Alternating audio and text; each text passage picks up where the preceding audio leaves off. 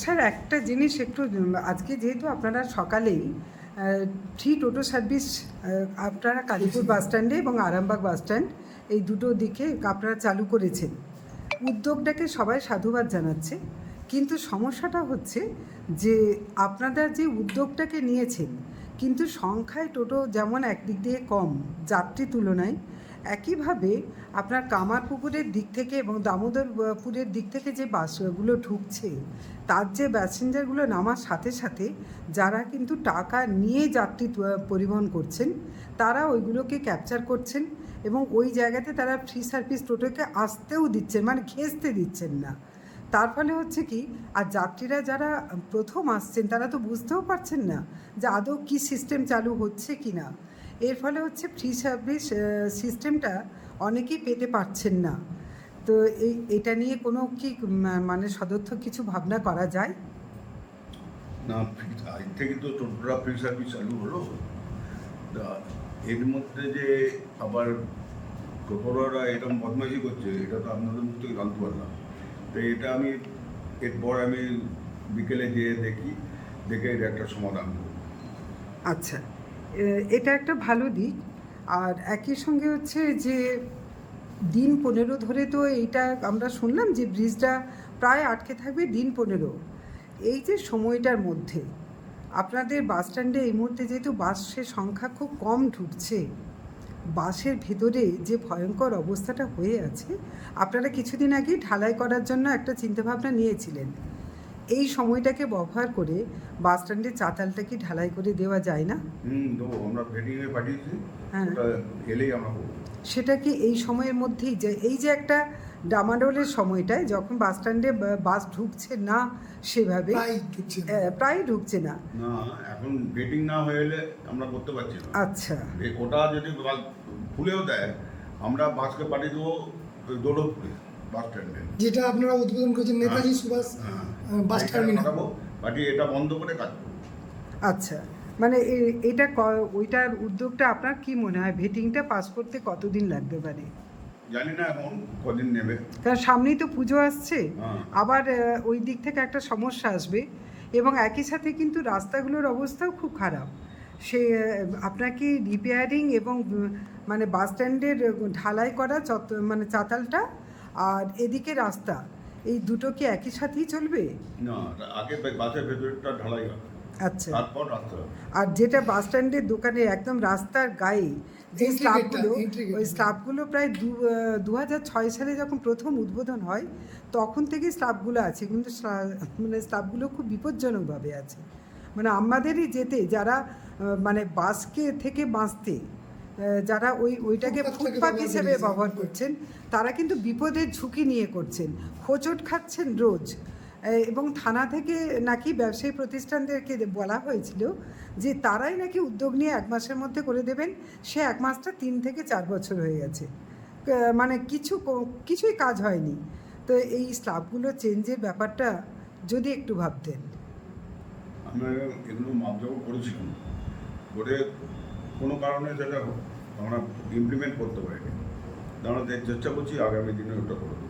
Sir, আরেকটা প্রশ্ন, এই যে পৌরসভার পেছনে যেটা কালীপুর ব্রিজ, মানে যেটা রামকৃষ্ণ সেতু বলে, তার বাইপাস একটা রাস্তা আছে আপনাদের পৌরসভার পেছনে রাস্তা, সেটাকে বাঁধের ওপরের রাস্তাটা, সেটা বেশ কয়েকবার আমরা খবরও করেছি এবং ইরিগেশনকে যখন জিজ্ঞাসা করতে যায় তারা বলে যে এটা আমাদের আন্ডারে পড়ে না।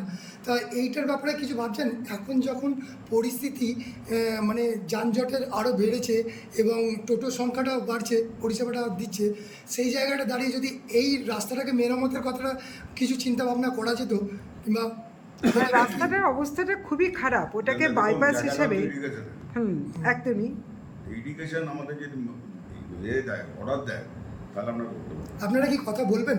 আমরা কথা বলবো। একটু যদি একটু ইরিগেশনের সঙ্গে মানে ইরিগেশনকে ভাবানো যায়, যে কারণ একমাত্র কিন্তু বিকল্প রাস্তায় বা আমাদের আরামবাগে কোনো বাইপাস রাস্তাই নেই।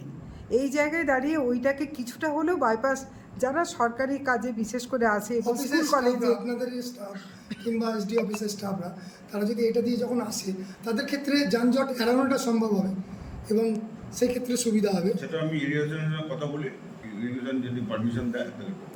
আর স্যার আরেকটা কথা যে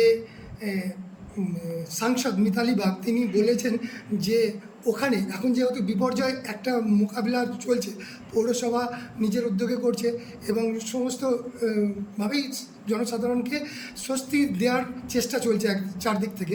সেই জায়গায় দাঁড়িয়ে বাস মালিকদের যে ভাড়াটা, ওখানে পার্কিংটা, মুকুবের ব্যাপারটা, সেই মুকুবের ব্যাপারটা উনি বলেছিলেন যে এই সময় বিপর্যয়ের সময় এই সময় না নিলেই ভালো হয়। তো সেই ব্যাপারটা এখন শোনা যাচ্ছে যে এখনও কিন্তু পার্কিংটা নেওয়া হচ্ছে, এই ব্যাপারটা আপনারা কী ভাবছেন? দেখুন, যারা টেন্ডার নিয়েছে তারা তো ওরা তুলবেই, কারণ তারা তো আমাদের কাছে পয়সা জমা দিয়েছে। তা আমি কথা বলতে ওদের সঙ্গে দেখবো যদি ওটা কিছু মুভ করা যায়।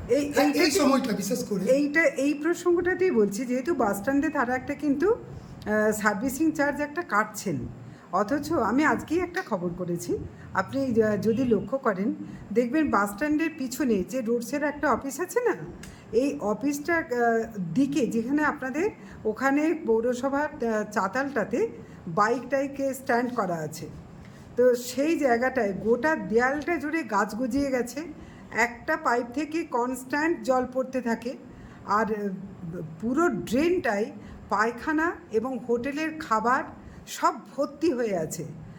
আপনাদের যে পৌরসভা শৌচালয়, তারা যে কেয়ারটেকার তারা বলেছেন তারা কিন্তু নিজস্ব চেম্বার করেছেন, তাহলে এত খাবার, এত বর্জ্য, এত পায়খানা, এই যে ড্রেনটায় দৃশ্য দূষণ ঘটাচ্ছে, ওইদিকে যেতে পারা যায় না, এত দুর্গন্ধ।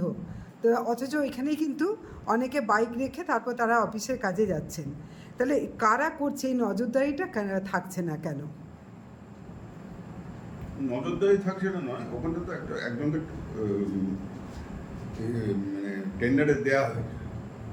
তাহলে তিনি তো দেখছেন না।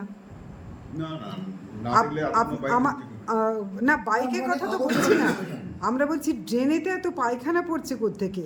মানে যারা ওখানে ব্যবসা করছেন, তারা যখন ব্যবসা করছেন তখন বাস স্ট্যান্ডের যিনি কেয়ারটেকার, তার তো দেখা দরকার যে এইগুলো পায়খানার চেম্বারেতেই পড়ছে কিনা। এবং খাবার আপনারা এদিকে বলছেন যে ড্রেনকে পরিষ্কার রাখার কথা, আপনাদের সাফাই বিভাগ ড্রেন পরিষ্কার করবে, আর হোটেলের যত খাবার এবং প্লাস্টিক সব কিছু এসে ড্রেনটাতে, এবং সেইখানটাতেই পায়খানা, কি ভয়ঙ্কর পরিস্থিতি। তো এটা তো কেয়ারটেকারের দেখা দরকার। সেটা আমি বলবো। এবং আমার মনে হয় আপনি যদি নিজের সরেজমিনে একটু দেখতেন, তাহলে আমার মনে হয় কেয়ারটেকার অন্তত। আমি ওটা লক্ষ্য রাখবো। স্যার শেষ প্রশ্ন, girls junior basic high school, যেটা গার্লস স্কুল, এর মধ্যে আর একটা প্রাইমারি স্কুল আছে, girls junior basic high school, সেখানে প্রায় 850 জন ছাত্রছাত্রী পড়ে, যেটা একটা রেকর্ড। মানে হুগলি জেলার মধ্যে এত কম স্কুলে পড়ে। তো সেখানে বেশিরভাগ কিন্তু স্টুডেন্টদের সংখ্যাটা, ছাত্রীর সংখ্যাটা হচ্ছে বেশিরভাগ বেশি আর কি, ওখানে প্রায় 550 550 মতো হবে। সেখানে একটা টয়লেট আছে যেটা খুবই খারাপ অবস্থায় আছে। এর আগেও যখন সুভাষিনী ম্যাডাম ছিলেন মহকুমা শাসক, উনি পরিদর্শনে যখন গিয়েছিলেন গার্লস স্কুল, তখন অভিভাবকরা তাকে বিষয়টা জানিয়েছিলেন। এবং পরবর্তীকালে আমরা যখন অভিভাবক হিসাবে, আমার মেয়েও পড়ে, অভিভাবক হিসাবে যখন ওনাকে বললাম, হেডমাস্টার মশাইকে, উনি বলেছেন যে সাংসদ থেকে শুরু করে সাংসদ, বিধায়ক, যদিও সেটা অন্য দলের বিধায়ক, সাংসদ, বিধায়ক, এমনকি নগর উন্নয়ন পরিষদে যেখানে পৌঁছানো সেখানেও গেছে, উনি নাকি বলেছেন যে পৌরসভাকেও জানানো হয়েছে যে একটা অনুরোধ ওনাদের তরফ থেকে, যেটা যে পে টয়লেটটা যদি ওখানে বানিয়ে দেওয়া যায়। পে টয়লেট অনেক জায়গায়, গ্রিন সিটি অনেক জায়গায় বানানো হয়েছে, সেই জায়গাটা দাঁড়িয়ে যদি জুনিয়র বেসিক স্কুলে ওই বাচ্চা ছাত্রছাত্রীদের মুখের দিকে তাকিয়ে যদি এইটার একটা পরিকল্পনা করতেন, যে মানে শৌচাগারের সংখ্যাটা একটু বাড়ানোটা খুব প্রয়োজন 500 অনুপাতে। আর এদিকে কিন্তু মানে সরকার বলছেন যে স্বচ্ছ বাংলা অভিযান করছেন, যেখানে স্বচ্ছ বাংলা অভিযান, স্বচ্ছ ভারত অভিযান হচ্ছে, সেখানে শৌচাগারটাকে তারা গুরুত্ব দিচ্ছে সরকার। কিন্তু একটা স্কুলে এতগুলো ছাত্রছাত্রী, সেখানে কিন্তু একটা মাত্র শৌচাগার, এটা মানে আদৌ কাম্য নয়।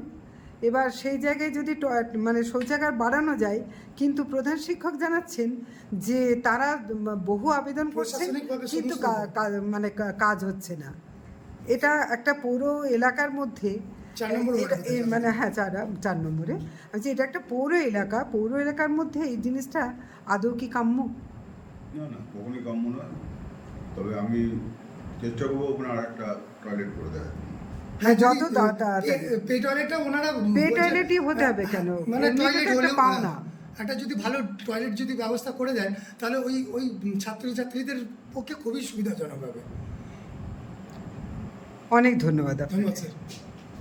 আপনার উজ্জ্বল ভবিষ্যতের একমাত্র দিশারি জ্যোতিষ জগতে অদ্বিতীয় ডক্টর অঞ্জন শাস্ত্রী। দেখুন জ্যোতিষ অঙ্গনে অঞ্জন প্রতি রবিবার ঠিক রাত 12টায় শুধুমাত্র TV9 বাংলায়।